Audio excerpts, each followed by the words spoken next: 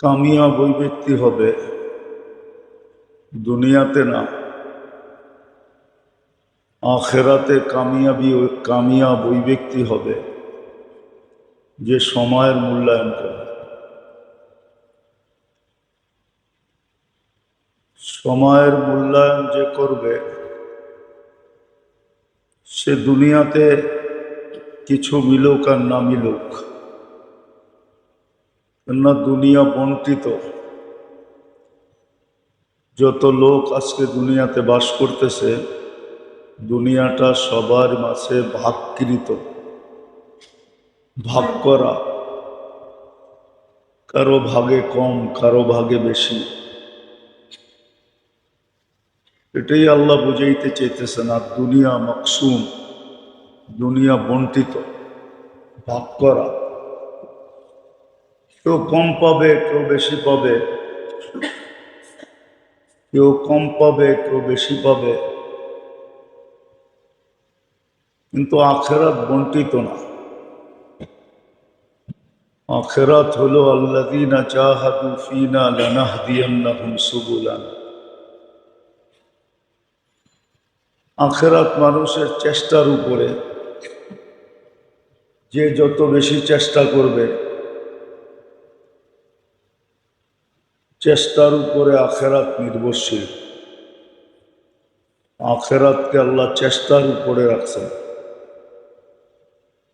অর্থাৎ যে যত বেশি সময়কে মূল্যায়ন করবে, দাম দিবে, তত বেশি আখেরাতে তার পরিধি বাড়তে থাকবে। আর এটাই আল্লাহর সুন্নত, আল্লাহর সিস্টেম, আল্লাহর নিয়ম, আল্লাহর পদ্ধতি। এটাই বুঝে আসুক আর না আসুক, আল্লাহর পদ্ধতি আখেরাতের ব্যাপারে এটাই। যে যত বেশি আখেরাতের জন্য দৌড়াবে, এই জন্য কোরআনে ফাসআউ আছে, দৌড়াও, সাই করো, দৌড়াইতে থাকো। যদিও ফাসাউ ইলা যিকরিল্লাহ, যত বেশি দৌড়াবে তত বেশি আখেরাতের পরিধি বাড়বে। এই জন্য দেখা যাবে কখনো কখনো হাদিসে এইটাই পাওয়া যায়, ফকিরও আখেরাতে এতটুকু পাবে যে রাজাদের চক্ষু পর্যন্ত উপরে উঠা যাবে। একটা ফকির মানুষ হয়ে এত পাইল কি করে?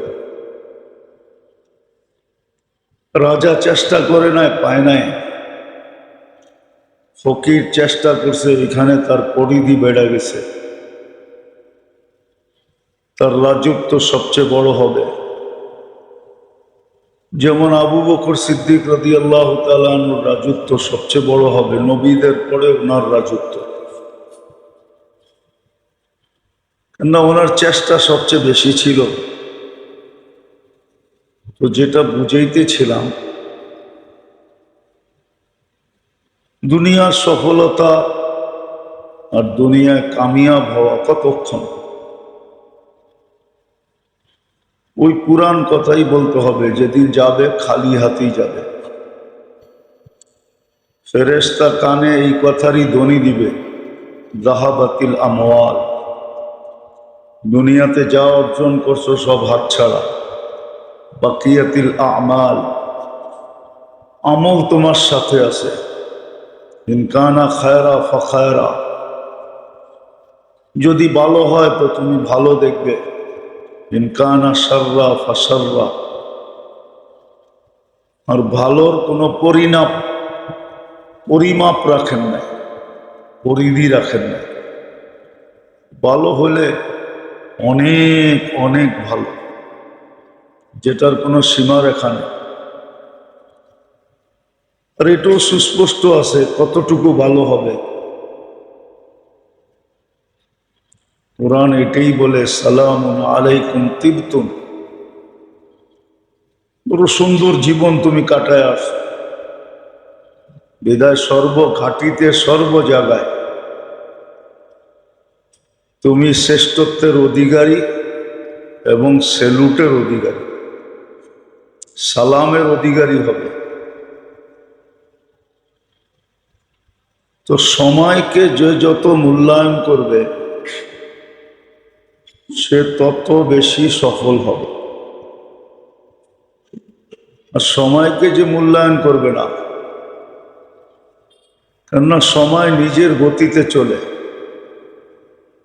আমাদের জীবন বটে, কিন্তু কন্ট্রোল আমাদের না। কন্ট্রোলটা আমাদের হাতে না, যে না আমি জীবনটা কাটাবো না, এটাকে থামায় রাখবো না, থামানো যাবে না। সময়ের কাটা তো আল্লাহর কাছে, গতি আল্লাহ রোধ করেন, আল্লাহ চালান। এরকমই জীবন আমার, কিন্তু জীবনের গতি আমার কাছে না। আমাকে এটা বলে দেওয়া হয়েছে যে তুমি যতটুক সময় পাবে কাজে লাগাও। কিভাবে কাজে লাগাবো এই পদ্ধতিটাও বলে দিছেন, যে কিভাবে তুমি সময়টাকে কাজে লাগাবে। তো সময় যে কাজে লাগাবে, মুহূর্তগুলা যে কাজে লাগাবে, সে কালকে গেনার হবে। এই জন্যই জান্নাত জান্নাত, কিন্তু তারপরও স্তর আছে 8টা। এই জন্যই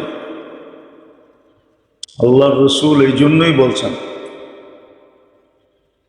যে ফেরদাউসুল আলা তোমরা নিয়ে নাও, যাতে কোনো উম্মত ওইখানে সুযোগ না পায়।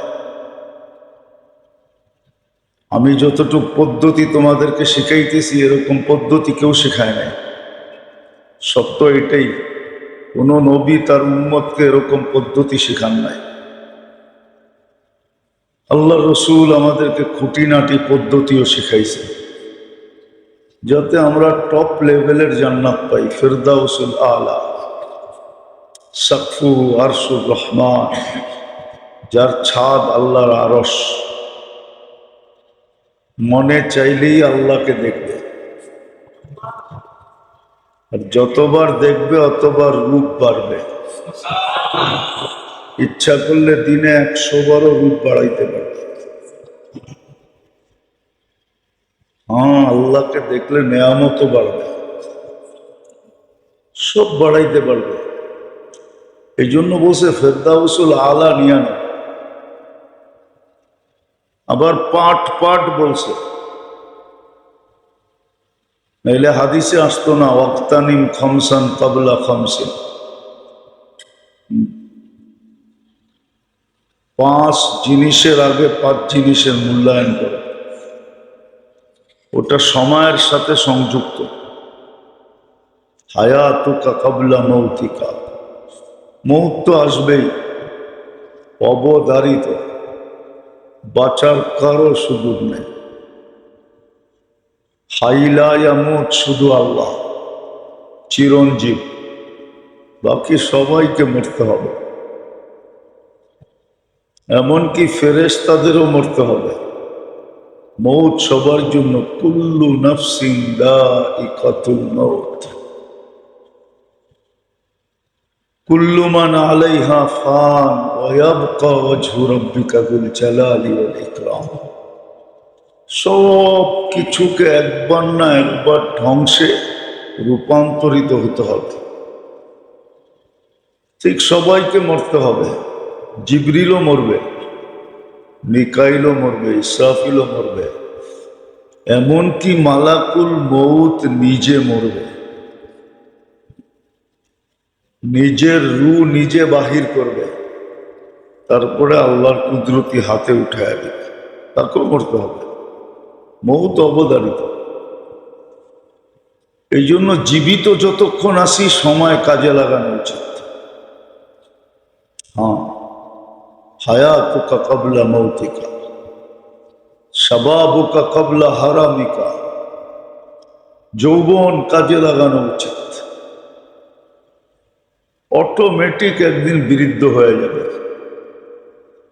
নাহলে কার মনে চায় বৃদ্ধ হইতে? কার মনে চায় দাড়ি চুল পাকাইতে? কারো মনে চায় না দুর্বল হতে। সবার মনে চায় যুবক থাকি। কিন্তু থাকা যাবে না। আমার ইচ্ছায়, আমার অনিচ্ছায়, আমার অগোচরে একদিন আমি বৃদ্ধ হয়ে যাব। তো বলছে যৌবনকে কাজে লাগা, জীবন কাজে লাগাইলে মৌতে বেনিফিট মিলবে, যৌবন কাজে লাগাইলে বৃদ্ধ হইলে বেনিফিট মিলবে। যৌবন যখন কাজে লাগাই দিবে তো বৃদ্ধ যখন হবে তখন যৌবনের বেনিফিট মিলতে থাকবে, লাভ পাইতে থাকবে। সেখাতুকা কাবলা হারামিকা,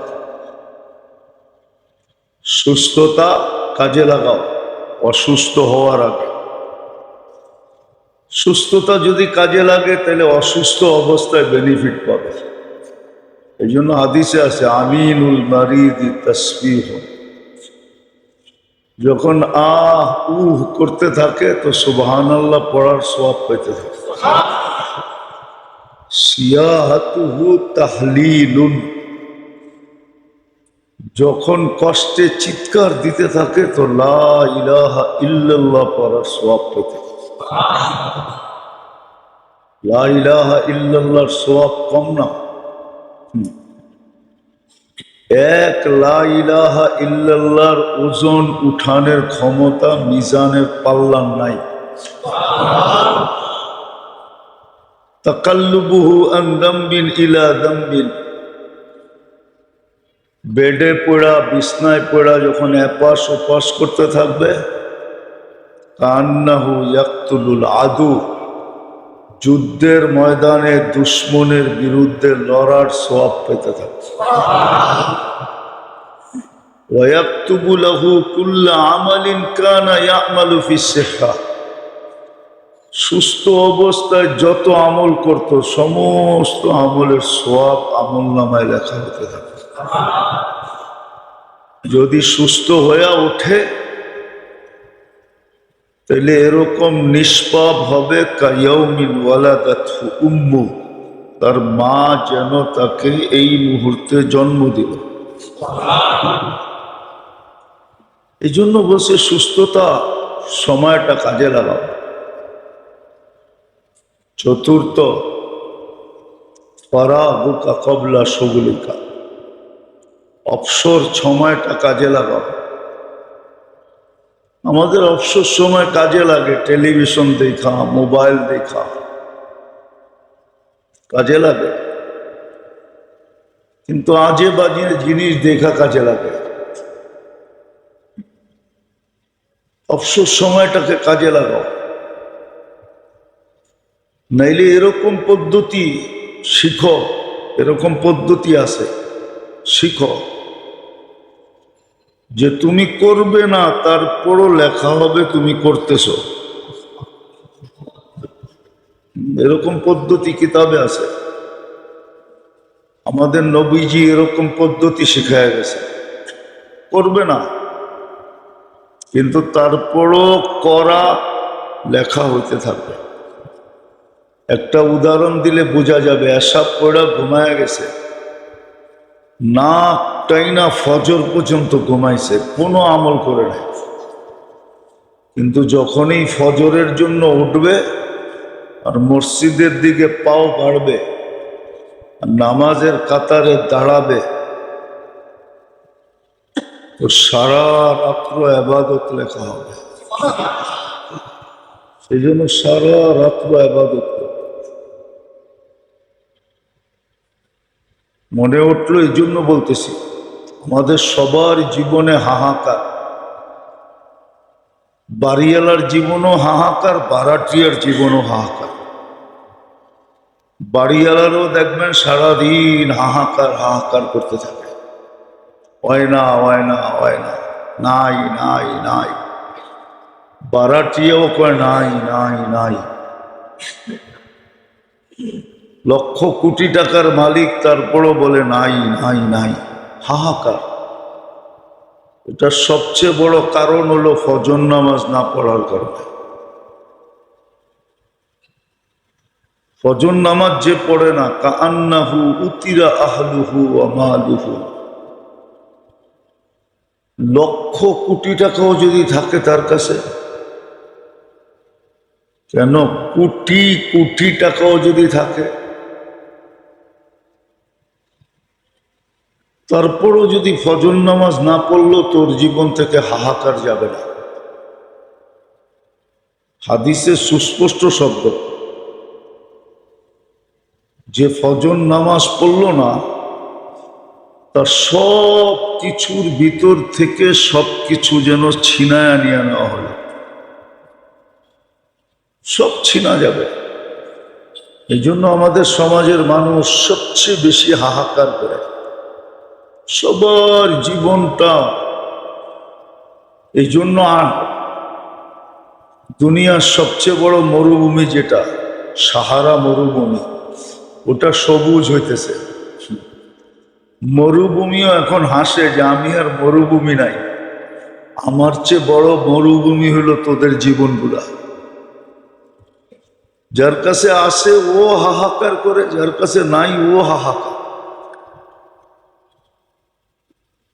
মাঝে মাঝে দেখি তো পদস্থ বড় লোক, এই সমাজেই তো বাস করি, ওয়েদারের ভিতরে ইথারের ভিতরে, ইথার বোঝেন, ওই সারে বসবো ইথার, ইথারের ঢেউয়ে শুধু হাহাকার শোনা যায়।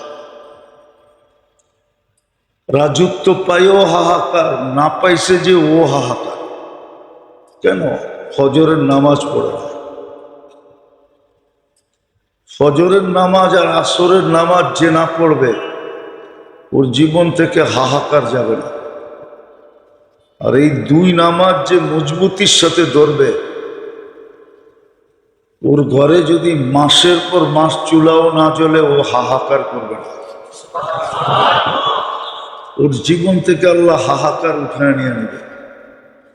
ওরে জিজ্ঞাসা করলে মুস্কি হাসি দিয়া বলবে আলহামদুলিল্লাহ, বাইচা তো আছি, মোরা তো যাই নাই, সুস্থ তো আছি, অসুস্থ তো না।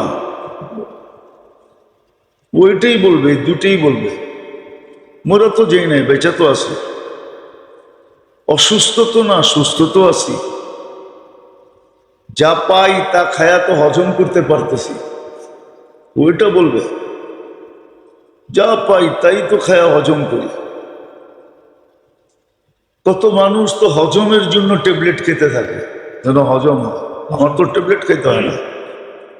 কসম যে আসর আর ফজর দাঁত দিয়া কামড়ায় ধরবে, ওর জীবনে মাসের পর মাস যদি ওর ঘরে চুলা না জ্বলে, যেই ফ্যামিলির লোকেরা, একজন করলে হবে না, পুরা ঘরওয়ালারা যখন, ফ্যামিলি যখন আসর আর ফজর মজবুতির সাথে ধরবে, ওই ঘরে হাহাকার হবে।